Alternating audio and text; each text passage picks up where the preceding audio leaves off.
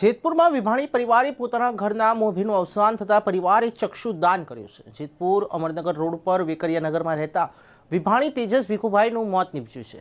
તેજસ વિભાણી જૂનાગઢ પરિક્રમા કર્યા બાદ ઘરે આવતા ઝાડા ઉલટી થતાં જ પ્રથમ જેતપુર હોસ્પિટલમાં ત્યારબાદ જૂનાગઢ હોસ્પિટલમાં દાખલ કરાયા હતા।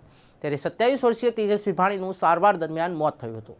જૂનાગઢ હોસ્પિટલમાં મોત નિપજતા પરિવારે ચક્ષુદાન કરવાનો નિર્ણય કર્યો હતો। ધોરાજીમાં માનવ સેવા યુવક મંડળનો સંપર્ક કરી ચક્ષુદાન કરવામાં આવ્યું હતું। ત્યારે માનવ સેવા યુવક મંડળના તેમના ડોક્ટરની ટીમ સાથે જેતપુર આવી સફળતાપૂર્વક ચક્ષુદાન સ્વીકાર્યું હતું। ત્યારે માનવ સેવા યુવક મંડળ દ્વારા અત્યાર સુધીમાં 206મું ચક્ષુદાન મળ્યું છે। ત્યારે માનવ સેવા યુવક મંડળ દ્વારા વિભાણી પરિવારને ચક્ષુદાન લીધા બાદ પ્રમાણપત્ર પણ આપવામાં આવ્યું હતું। મારું નામ ધર્મેન્દ્ર બાબરિયા છે।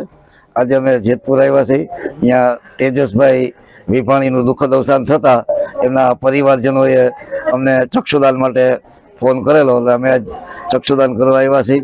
અને આજે આ 206મું ચક્ષુદાન છે।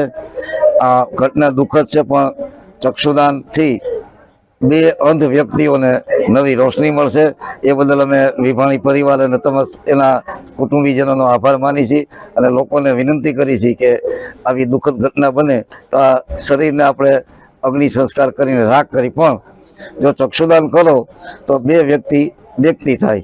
તો અમને વિનંતી છે કે વધુમાં વધુ લોકો ચક્ષુદાન કરે, એવી અમારી વિનંતી।